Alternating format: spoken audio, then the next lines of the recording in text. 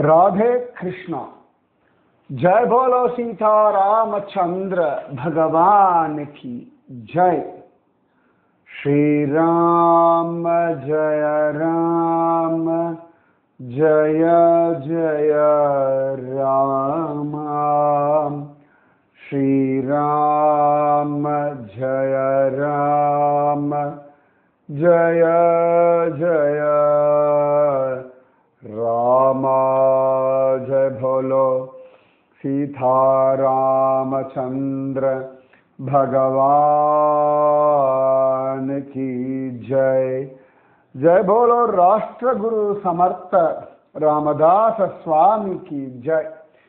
जय बोलो स्वराज्य सिंहासनाधिपति छत्रपति शिवाजी महाराज राजे की जय। जय हिंद। भारत माता की जय। அழகான சமர்த்த ராமதாசருடைய வைபவம். ஒரு குருவினுடைய தர்மம் நாம் தவறான பாதையில் செல்லும் பொழுது நம்மை திருத்தி பணிகொள்வது. அதனால பல சந்தர்ப்பங்கள்ல குருவினுடைய வார்த்தைகள்ல கோபம் வரும். குரு சொல்றது பார்த்த சமயத்துல பிராக்டிக்கலா இல்லாத மாதிரி இருக்கும், லாஜிக்கலா இல்லாத மாதிரி இருக்கும், சிலதெல்லாம் வாழ்க்கைக்கு ஒத்து வராத மாதிரி இருக்கும். இதெல்லாம் ஏன்னு கேட்டா நம்மளோட ஈகோவினால. புரியுறதா? நம்மளோட ஈகோ நியாயமான விஷயங்கள் கூட சமயத்துல இப்படிலாம் யோசிக்க வச்சிடும். அதாவது வாழ்க்கையில எந்தெந்த விஷயத்தை எவ்வளவு தூரம் ஆலோசனை பண்ணலாம் அப்படின்னு ஒரு நியமம் இருக்கு. புரியுறதா? ஒரு லெவலுக்கு மேலே யோசிக்க கூடாது. நிறைய பேர் நான் அனலைஸ் பண்றேன்னு சொல்லிட்டு ஒரு லெவலுக்கு மேலே யோசிக்கிறார். உங்களுக்கு புரியும்படியான்னு சொல்றேனே. இப்ப நம்ம வீட்டிலலாம் குப்பை டப்பா அப்படின்னு ஒன்று வச்சிருப்போம், ரைட்? அதுல வந்து கிச்சன் குப்பை டப்பா தனியா இருக்கும், மற்றபடி பேப்பர் கவர் அன்யூஸ்டு பாட்டில்ஸ் அதெல்லாம் போடுறதுக்கு ஒரு குப்பை டப்பா இருக்கும். அது ஏர்போர்ட் ரயில்வே ஸ்டேஷன்ல இப்பெல்லாம் இந்த கிரீன் எல்லோ அந்த மாதிரி கலர் கலராக வச்சிருப்பா. இதுல வந்து பேப்பர் குப்பை போடலாம், இதுலெல்லாம் பிளாஸ்டிக் குப்பை போடலாம், இதெல்லாம் ஃபுட் வேஸ்ட் போடலாம் அப்படின்னு கலர் கலராக வச்சிருப்பா. அப்புறமா நீங்க இதில் லேப், அந்த பிளட் டெஸ்ட் பண்ணுற லேபு, அப்புறமா ஹாஸ்பிட்டல்லாம் இன்னும் எக்ஸ்ட்ராவாக இருக்கும். ஏன்னா அதில் வந்து இந்த மாதிரி சிரஞ்சி இதெல்லாம் போடுறதுக்கு, காட்டன்ஸ் அதெல்லாம் போடுறதுக்கு அதுக்கு ஒரு தனி கைண்ட் ஆஃப் குப்பை டப்பா இருக்கும். நிறைய குப்பை டப்பா உண்டு. ஃபேக்ட்ரியிலலாம் போனோம்னா அதுக்கு ஒரு பின் வச்சுருப்போம், இந்த ஸ்கிராப் எல்லாம் போட்டு வைக்கிறதுக்கு. அது பின்னாடி யூஸ் ஆகும், வேறு இருக்காங்க, அதனால் தனியாக போட்டு வச்சுருப்போம். இப்படி பலவிதமான குப்பை டப்பாக்கள் உண்டு. பர்பஸ் வந்து அதில் நம்ம குப்பை போடணும். ஓகே, நம்ம என்ன பண்ணுவோம், நம்ம வீட்டில் குப்பையெல்லாம் போடுவோம், கிச்சன் குப்பை, அப்புறமா ட்ரை வேஸ்ட் எல்லாம். இப்போ எங்களை மாதிரி ஃப்ளாட்லலாம் வாசலில் வந்து பெல் அடித்து எங்கள் ஹவுஸ் கீப்பிங் ஆள் இருப்பா, அவள் வந்து வாங்கிட்டு போயிடுவாள் அந்த குப்பைகளை. 2 டப்பாவும் தனித்தனியாக கவரில் வச்சுருவோம், அவள் எடுத்துகிட்டு போயிடுவாள். இப்போ என்னோட வேலை எவ்வளவு தூரம் சொல்லுங்க பார்க்கலாம். என் வீட்டில் இருக்க குப்பையை தனித்தனியாக எடுத்து அங்கே வைக்கிறதோட என் வேலை முடிஞ்சாச்சு. அதுக்கப்புறம் என் குப்பையோட பக்கத்து வீட்டு குப்பை, அடுத்த வீட்டு குப்பை, மாடி வீட்டு குப்பை, கீழ் வீட்டு குப்பை எல்லாம் சேரும். ஸோ அதில் வந்து நான் உட்காந்து இதுக்கு மேலே நான் யோசிக்கலாம் அவசியம் இருக்கா? என் வீட்டு வாசல்ல அவள் வரும்போது நான் குப்பையை வைக்கணும்.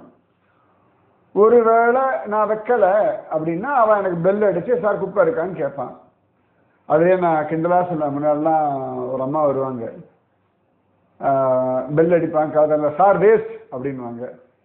அம்மா சார் வேஸ்ட் இருக்கான்னு கேளு, இல்லாட்டி வேஸ்ட்டு கொடுங்க சார்னு கேளு. இந்த மாதிரி சார் வேஸ்ட்டுன்னு சொல்லிட்டு அப்படின்னு நான் கிண்டலாக கேட்பேன். அந்த வார்த்தை இல்லை.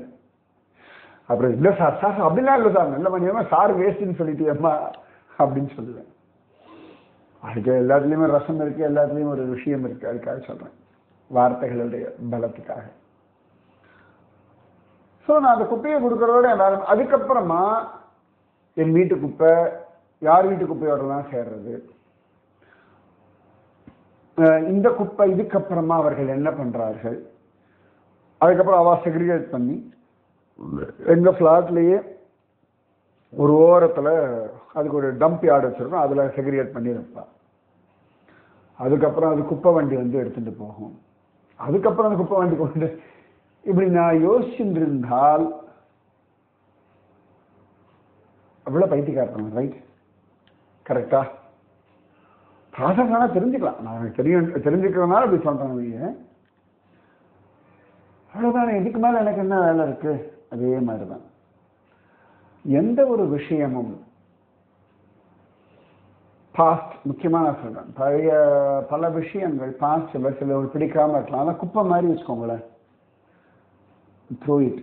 அதுக்கு மேல அந்த குப்பையோட ப்ராசஸை பண்ணிட்டு இருக்காதீர்கள், அது அவசியம் இல்லை. ஸோ குரு என்ன பண்றாரு அப்படின்னா, நம்ம தேவையில்லாம அந்த மனசு வந்து இப்படி, இப்ப நான் சொன்ன இந்த குப்பையோட ப்ராசஸ் ரொம்ப தூரம் எடுத்துட்டு போனா எவ்வளவு பைத்தியக்காரத்தனமோ, அந்த மாதிரி நடந்த சம்பவங்கள்ல ஒரு லெவலுக்கு மேல அதை ஆலோசனை பண்றதுன்றது வேஸ்ட் ஆஃப் டைம்.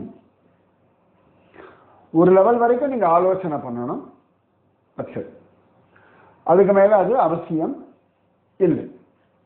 புரியுதா? குரு என்ன பண்றாருன்னா, எங்கெல்லாம் நம்மளுடைய எனர்ஜி வேஸ்ட் ஆகிறதோ, எங்கெல்லாம் நம்மளுடைய எனர்ஜி நமக்கு பிரயோஜனம் இல்லாம டைவர்ட் ஆகிறதோ, அங்கெல்லாம் நம்மளை திருத்தி படிகொள்கிறார். பயனன்றாகிலும் பாங்கல்லராகிலும் செயல் நன்றாக திருத்தி பணிகொள்வான். செயல்களை நன்றாக திருத்தி பணிகொள்றார்கள். இதுதான் குருவினுடைய தர்மம். சமர்த்த ராமதாசர் ரொம்ப அழகா சம்பாஜிக்கு கடுதாசி எழுதுறார். சிவாஜி ராசே அவருடைய பிள்ளை சம்பாஜி ராசே. அவர் ராஜா வேற இல்லையா, ஸோ அவனுக்கு விஷயத்தை அவளை அழகா கடுதாசி வழியா எழுதி அனுப்புறார். ரொம்ப அழகா தான் நான் சொல்ல ஆரம்பிச்சேன்.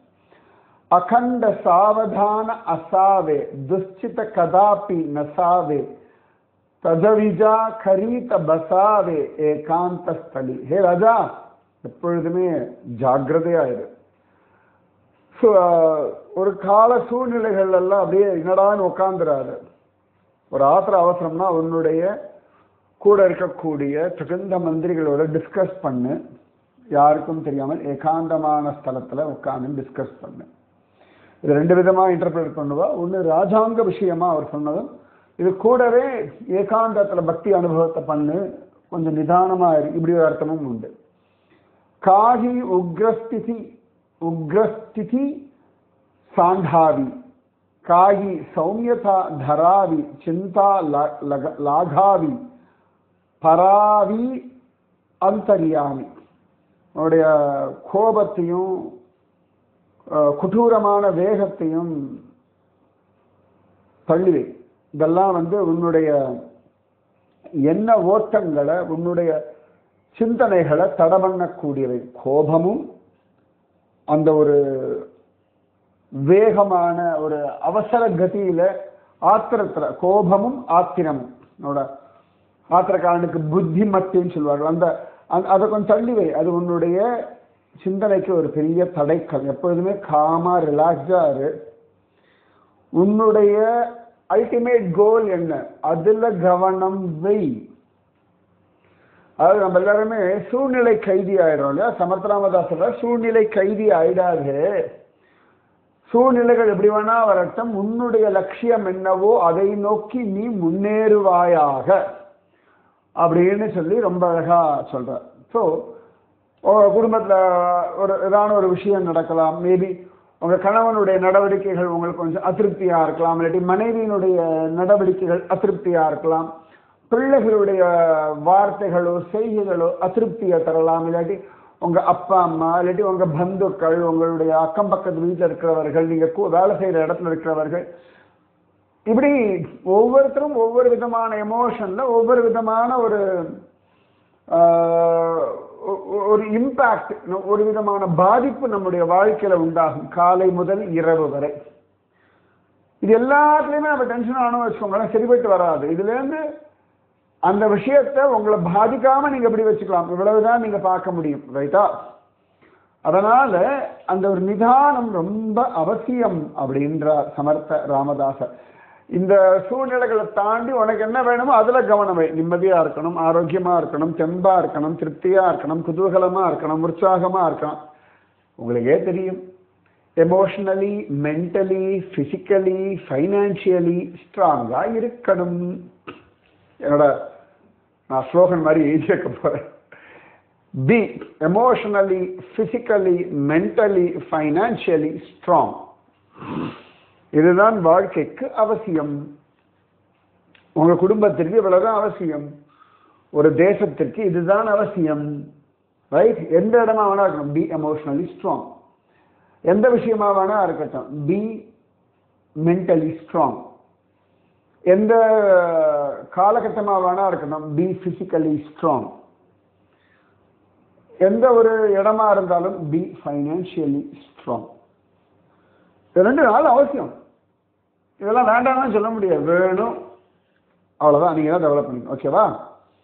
அடுத்த சமத்ராமதாஸ் சொல்றார், மாகீல அபராத க்ஷமாவே காரபாரி ஹாத்தி தராவே சுகி கருணி சோடாவே காமா கடே. சில பேர் சமயத்துல தவறுகள் செய்வா, அவளை போய் ரொம்ப பயங்கரமாலாம் தண்டிக்காத, மன்னிச்சுடு. சில சந்தர்ப்பங்கள் மனிதர்கள் ஆசைவயப்பட்டவர்கள், சரியா? மனிதர்கள் எல்லாரும் எமோஷனலி வீக். ஸோ நம்ம எல்லாருமே என்ன பிரச்சனைன்னா, ஒரு பேங்காக இருக்கட்டும், ஒரு வேலைக்கு போகிற இடம், இல்லாட்டி ஏதாவது ஒரு மளிகை கடைக்கு போகிறோம், அங்கெல்லாம் வந்து கொஞ்சம் நம்மளை கவனிக்கலை, எல்லாத்தையும் நமக்கு வந்து வேலை நடக்கலான்னு ஒரு கோவப்படும். அதாவது அந்த கோபத்தினால அவர்களுடைய நிம்மதியும் கெடுக்கப்படாது, நம்ம நிம்மதியும் கெடுத்துக்கப்படாது, காரியத்தையும் கெடுத்துக்கப்படாது. காரியவாதி நோகாம் அப்படின்னு ஒரு வச்சனம் உண்டு. Focus on what to you need. இது நம்ம எப்படி சொல்றது தானே. உனக்கு என்ன வேணுமோ, உனக்கு என்ன வேணும் சொல்லு, உனக்கு என்ன வேணும் அதை கேளு, உனக்கு என்ன வேணும் அதில் கவனம் வை. உனக்கு என்ன வேணும் சொல்லு, உனக்கு என்ன வேணும் கேளு, உனக்கு என்ன வேணும் அதில் கவனம் வை, உனக்கு என்ன வேணும் அதை அடை. இதை வச்சுக்கோங்க. அது இங்கிலீஷ் எழுதிக்கோங்க, எதில் வேணா எழுதிக்கோங்க. ஜஸ்ட் இல்லாட்டி மண்டல வச்சுருந்தா போதும். உனக்கு என்ன வேணும், அவ்வளோதான். உனக்கு என்ன வேணும், யாருக்கிட்டே ஏதாவது வருது, உனக்கு என்ன வேணும் இவாகிட்ட, அவ்வளோதான். கடைக்கு உனக்கு என்ன வேணும் அதை பாரு. புரியுதா? உனக்கு என்ன வேணும், கண்ணாடியை பார்த்து கேளுங்க, உனக்கு என்ன வேணும், ரெடி வேணும் உனக்கு சொல்லுடி அப்படின்னு கேளுங்க. எஸ், நீங்க உங்க கண்ணாடியை பார்த்து பேசுங்க. புருஷன்கிட்ட பேச முடியல, பொண்டாட்டிகிட்ட பேச முடியல, கண்ணாடியை பார்த்து பேசுங்க. அவ இருக்கும்போது பேசப்படா, பைத்தியம் நினைச்சுப்பா. தனியா இருக்கும்போது பேசுங்க, கண்ணாடியை பார்த்து பேசுங்க. உனக்கு என்னதான் வேணும் சொல்லுங்க, பேசுங்க. இந்த ஜிம்ல எல்லாம் ஒர்க் அவுட் பண்ற இடத்துல, ஜூம்பா இந்த மாதிரி இடங்கள்ல எல்லாம் நான் பார்த்துருக்கேன். பெரிய கண்ணாடி வச்சிருப்பா. இந்த டான்ஸ் கிளாஸ்லாம் நான் பார்த்துருக்கேன். நான் கூட கேட்டேன், என்னதுக்கு இங்கே கண்ணாடி? அப்போ அங்கே இருக்கிற ஒரு ட்ரெயினர் எனக்கு சொன்னார், இல்லை அந்த கண்ணாடி பார்த்து நீங்கள் ஒர்க் அவுட் பண்ணும் பொழுது உங்களுக்கு வந்து ஒரு மோட்டிவேஷன் கிடைக்கும் அப்படின்னாரு. இன்னொன்று, டான்ஸ் கிளாஸில் வந்து எதுக்கு கண்ணாடிக்கும் பொழுது நம்ம எக்ஸ்பிரஷன் பண்ணுவோம், ஆனால் அதை எப்படி எக்ஸ்பிரஸ் பண்ணுறோம் அப்படின்றத அந்த டீச்சர் சொல்லும்போது அவர் முகத்தை பார்ப்போம், ஆனால் நம்ம முகத்தில் அந்த எக்ஸ்பிரஷன் எப்படி வர்றதுன்னு நமக்கு தெரியும் இல்லையா? ஸோ கண்ணாடியை பார்த்து பண்ணுவா. இப்போ நான் பார்த்தேன் சில ரீல்ஸ்லாம் கூட, ஒரு டான்ஸ் மாஸ்டர் ஒரு குட்டி குழந்தைக்கு கண்ணாடிக்கு முன்னாடி அழகாக ட்ரைனிங் கொடுக்குறாரு. ஸோ இவர் முகத்தையும் பார்க்கறது, ஒரு ஃபர்ஸ்ட் டைம் வந்து அவரோட முகத்தை எல்லாம் பார்த்து எக்ஸ்பிரஷன் கற்றுக்கிறது. 2வது வாட்டி அவர் சொல்ற, நீ ஒன்றை பார்த்து பண்ணுன்றார். ஸோ அதை பார்த்து அது பண்ணும்போது அதுக்கு ஒரு ஃபீல் வருதோ, நான் ஒழுங்காக பண்ணணும், இப்படி சிரிக்கணும், நான் இப்படி கண்ணை சிமிட்டணும், இப்படி தலையை ஆட்டணும்ன்றது தன்னை பார்த்த பிறகு அதுக்கு ஒரு தெளிவு கிடைக்கிறது. So focus on you. உனக்கு என்ன வேணும் சொல்லு. இன்னைக்கு கூட ஒரு ரீல் பார்த்தேன், ரொம்ப அழகாக இருந்தது. யாரோ போடும், இதுக்கு நான் படிச்சிருக்கேன் முன்னாடி எங்கேயோ. ஒருத்தனுடைய ஒரு லேடி வந்து கண்ணாடியை பார்த்துட்டு இருக்கா. அவள் வந்து கன்னத்தில் ஒரு கருப்பு ஏதோ இருக்கு. உடனே அவள் அந்த கண்ணாடியை துடைக்கிறா துடைக்கிறா துடைக்கிறா துடைக்கிறா 5-6 தடவை துடைக்கிறா. ஹஸ்பண்ட் வந்து கேட்குறான், என்ன ஆச்சு, இருக்கு நீ கண்ணாடியை துடைச்சுட்டு இருக்க? இல்லை, இந்த கருப்பு என் கன்னத்தில் ஒட்டின்னு இருக்கு. அப்போ புருஷன் சொல்கிறான், அது நீ கண்ணாடியை துடைச்சு என்ன பண்ணா, உன் கன்னத்தை துடைச்சிப்பாரு, நீ கண்ணாடியில் கருப்பு இருக்கு நினைச்சிருக்கா, உன் கன்னத்தில் இருக்கணும்னா. அப்புறம் தான் அவளுக்கு ரியலைஸ் ஆகுறது. அப்புறம் அவன் சொல்லுவான், அது கன்னத்தை துடைச்சிப்பார் அப்படின்னோடனே அங்கே பாரு கண்ணாடியில் கருப்பு போயிடுச்சு. So if you want a change, உங்கள் வாழ்க்கையில் ஒரு சேஞ்ச் வரணும்னா, வாழ்க்கைன்றது ஒரு கண்ணாடி மாதிரி வச்சுக்கோங்க, அது பிரதிபிம்பம். ரைட்? உங்கள் முகத்தில் என்ன இருக்கோ அதானே கண்ணாடி காட்ட போகிறது.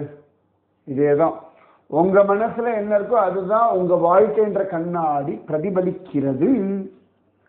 உங்கள் எண்ணங்கள், உங்கள் செய்கைகள், உங்களுடைய செய்முறைகள், இதுதான் உங்களுடைய வாழ்க்கை என்னும் கண்ணாடியில் பிரதிபலிக்கிறது.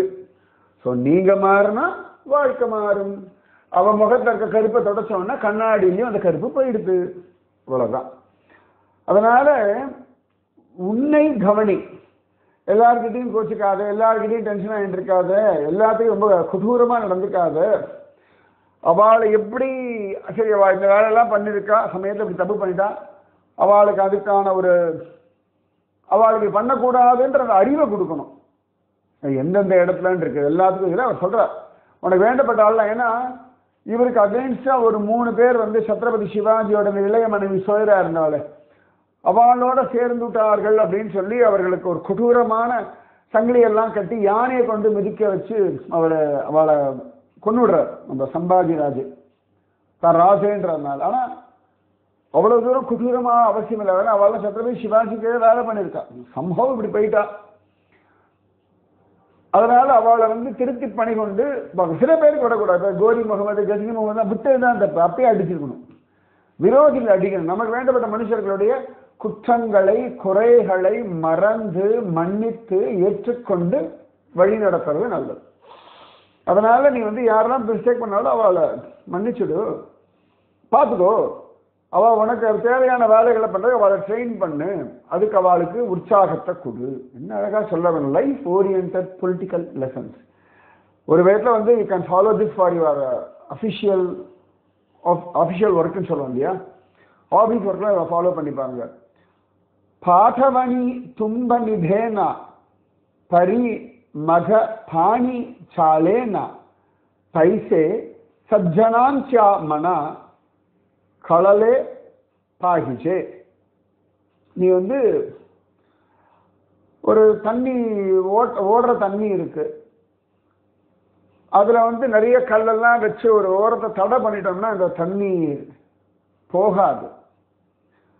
அதனால இதெல்லாம் உன்னுடைய வாழ்க்கையுடைய பயணத்தை, உன்னுடைய லட்சியத்தினுடைய பயணத்துக்கு, கோலுக்கு எதெல்லாம் தடை இருக்கோ அதெல்லாம் புரிஞ்சுட்டு அந்த தடைகள் தடுக்காதபடி நீ உன் வாழ்க்கையை பார்த்து கொள்ளணும்.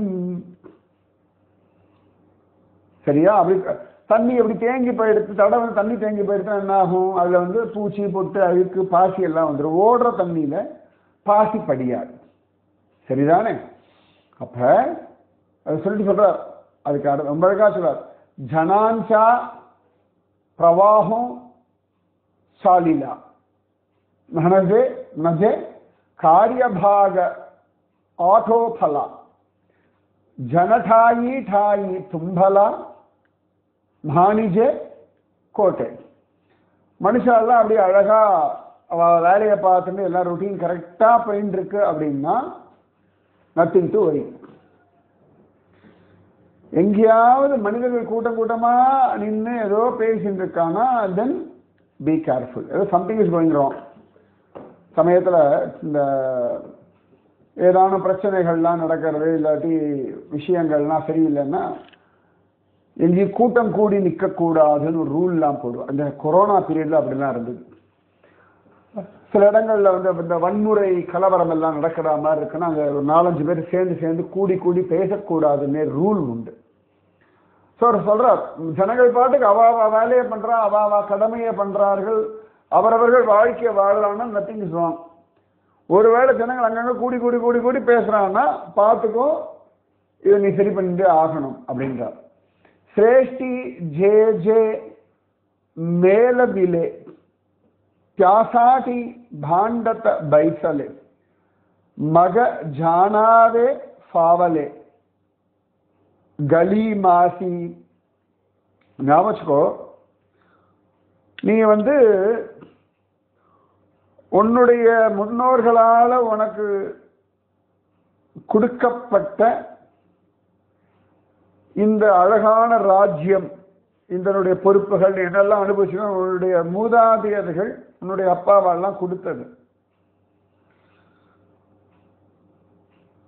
ஆனா இது அதுக்காக நீ உன் கூட இருக்கிறவனோடையே சண்டை போட்டு இருந்தா ஞாபகம் வச்சுக்கோ, இதெல்லாம் விரோதிகளுக்கு ஆனந்தத்தை கொடுக்கும். உள்நாட்டு கலவரங்கள் வந்ததுன்னா வெளிநாட்டுக்காரர்கள் சந்தோஷம். இந்த ஊரு ரெண்டு பட்டால் கூத்தாடிக்கு கொண்டாட்டம்னு ஒரு வச்சனம் உண்டு. இந்த கூத்து கட்டுற ஆடுறவாள்லாம் ஒரு ஊர்ல போய் டான்ஸ் ஆடுறா வச்சுக்கோங்க. ஒருவேளை இந்த ஊருக்குள்ள பிரச்சனை ரெண்டுவா பிரிஞ்சுட்டான்னா என்ன ஆகும்னா, இந்த பக்கம் ஒரு கூத்தாடலாம், அந்த பக்கம் ஒரு கூத்தாடலாம். ஸோ ரெண்டு பேருக்கு முதல்ல நம்ம சம்பாதிச்சுக்கலாம் அப்படின்னு. சாதாரணமா சில சந்தர்ப்பங்கள்ல வக்கீல்களுக்கு இதை சொல்லுவார். அந்த கேஸ் அப்படி இழுத்தடிச்சுட்டே இருப்பா. ஸோ அப்பதான் அவளுக்கு பணம் வரும் அப்படின்றதுக்காக இந்த கேஸை முடிக்காம இழுத்துட்டு இருப்பார்கள் அப்படின்னு சொல்லுவார்கள். இது எல்லாமே பல இடங்கள்ல சில உதாரணங்கள். இது எல்லாமே பொத்தாம் பொதுவா எல்லா வக்கீல்களுக்கும் கிடையாது, எல்லா கூத்தாடிகளுக்கும் கிடையாது. சில இடங்கள்ல இந்த மாதிரி விஷயங்களை சொல்றது. அந்த மாதிரி ஒன்றுபட்டால் உண்டு வாழ்வு, நம்மில் ஒற்றுமை நீங்கில் அனைவருக்கும் தாழ்வு. இப்படிதான் மகாகவி பாரதி சொல்லியிருக்கான். அவன் எல்லாம் ஒன்னா சேர்ந்துட்டோம்னா சேஃப். வெளியிலேருந்து யாராவது அட்டாக் பண்ணிட்டோம்னா கஷ்டம், ஜாகிரதை. மகாபாரதத்துல ஒரு சந்தர்ப்பத்துல அப்படி ஒரு நிலைமை வருது. அப்ப நாரதர் சொல்றார் துரியோதனன் வாசிக்கலாம், இந்த பாருங்க இப்ப போய் நீங்க பாண்டவாளுக்கு சப்போர்ட் பண்ணணும். அதாவது 100க்கும் 5க்கும் சண்டை பஞ்சபாண்டவர்களுக்கும் கௌரவர்களுக்கும். அப்படின்னா நீங்க 100ம் 5 சண்டை போடுறீங்க. ஆனா வெளியிலேருந்து யாரா வரான்னா நீங்க 105 பேரா நின்று சண்டை போடணும். சூப்பர்ல. ஸோ இந்த மெத்தடை நீ ஃபாலோ பண்ணணும் அப்படின்ற ரொம்ப அழகான ஜாகிரதையான விஷயங்களை பேசுறார் சமர்த்த ராமதாசர். மீதி விஷயம் நாளை சொல்றேன். ஏன்னா லைஃப் ஓரியன்ட் விஷயம் புரியுறதோ. ராதே கிருஷ்ணா. ஸ்ரீராம ஜய ராம ஜய ஜய ராம. ஸ்ரீராம ஜய ராம ஜய ஜய ராமா. जय बोलो सीता रामचंद्र भगवान की जय. जय बोलो राष्ट्र गुरु समर्थ रामदास स्वामी की जय. जय बोलो स्वराज्य सिंहासनाधिपति छत्रपति शिवाजी महाराज राजे की जय. जय हिंद. भारत माता की जय. நாளைக்கு அழகான ஒரு நாள் பகவத்கீதா ஜெயந்தி, கைசிக ஏகாதசி, குருவாயூர் ஏகாதசி எல்லாம் கொண்டாடுங்க. சரியா? ராதே கிருஷ்ணா.